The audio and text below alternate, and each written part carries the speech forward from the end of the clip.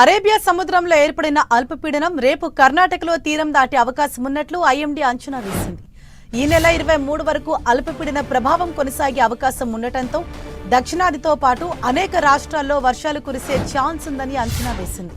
Kerala, Karnataka, Maharashtra, Madhya Pradesh, Gujarat, AP, Telangana రాష్ట్రాల్లో భారీ వర్షాలు కురిసే అవకాశం ఉందని భారత వాతావరణ శాఖ తెలిపింది.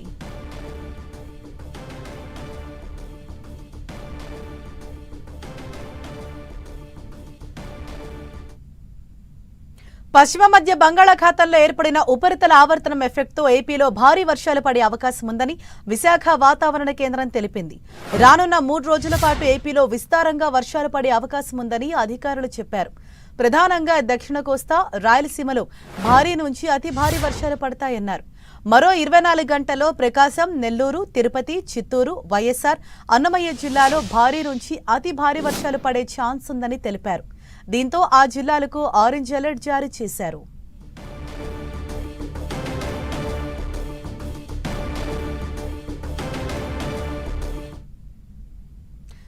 ఏపీలో విస్తారంగా వర్షాలు కురవనున్నాయి రాబోయే 24 గంటలు. దీనికి సంబంధించి మరింత సమాచారం మా ప్రతినిధి జార్జ్ మనకు అందిస్తారు. జార్జ్, ముఖ్యంగా ఏపీలో ఏ ప్రాంతాల్లో అధిక వర్షాలు పడే అవకాశం ఉంది? వాతావరణ శాఖ అధికారులు ఏం చెప్తున్నారు?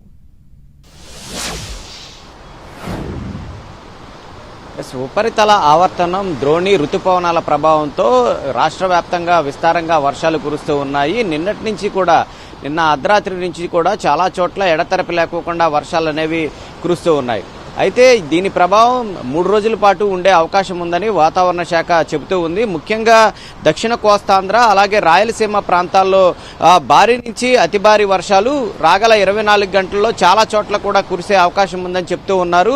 ఈ నేపథ్యంలోనే చూసుకున్నట్లయితే గనక ఇటు తిరుపతి, వైఎస్ఆర్ జిల్లా, అలాగే అనంతపురం, అన్నమయ్య, నంద్యాల జిల్లాలు ఏవైతే ఉన్నాయో వాటిలన్నిటికీ సైతం కూడా ఆరెంజ్ అలర్ట్ను జారీ చేయడం జరిగింది. ఇక ఉత్తరాంధ్ర జిల్లాలో ఉన్నటువంటి ఇటు విజయనగరం, విశాఖపట్నం, శ్రీకాకుళం, అలాగే తూర్పు గోదావరి జిల్లాలకు సైతం కూడా తేలికపాటి నుంచి మోస్తరు వర్షాలు కురిసే అవకాశం ఉంది. కాబట్టి ప్రజలంతా కూడా అప్రమత్తంగా ఉండాలని చెప్తూ ఉన్నారు.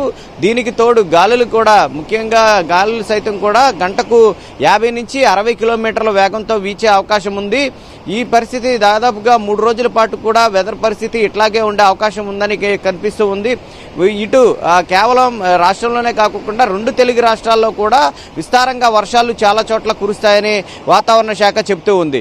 ప్రజలంతా కూడా అప్రమత్తత వ్యవహరించాలంటూ కూడా ఇప్పటికే హెచ్చరికలు జారీ చేశారు. పలు ప్రాంతాలకు సైతం కూడా ఆరెంజ్ అలర్ట్ను అయితే జారీ చేయడం జరిగింది. దీంతో మొత్తం అంతా కూడా అంటే ఇప్పటి వరకు కూడా ఎండ వేడిమితో అల్లాంటి ప్రజలు ఈ వర్షాల కారణంగా చూసుకున్నట్లయితే కనుక ఉపశమనం పొందుతున్నారని చెప్పుకోవాలి. ఇటు చూసుకున్నట్లయితే కనుక తిరుపతి, చిత్తూరు, నెల్లూరు, వైఎస్ఆర్, అన్నమయ్య, సత్యసాయి, అనంతపురం, కర్నూలు, నంద్యాల జిల్లాల్లో ఈరోజు అంటే రాగల 24 గంటల్లో భారీ నుంచి అతి భారీ వర్షాలు ఆయా జిల్లాల్లో ఎక్కువగా కురిసే అవకాశం ఉంది.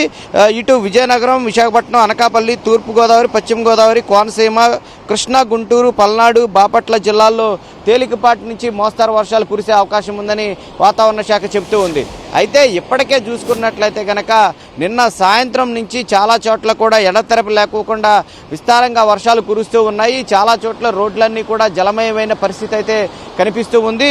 మొత్తం అంతా కూడా రాష్ట్ర వ్యాప్తంగా చూసుకున్నట్లయితే కనుక తేలికపాటి నుంచి మోస్తరు వర్షాలతో పాటు ఏదైతే ఆరెంజ్ అలర్ట్ జారీ చేశారో, ఎందుకంటే ఇప్పుడు దక్షిణ కోస్తాంధ్రప్రదేశ్ మీదుగా ఇటు రాయలసీమ మీదుగా ఉపరితల ఆవర్తనం అనేది కొనసాగుతూ ఉంది. మరొక వైపు ద్రోణి కొనసాగుతూ ఉంది.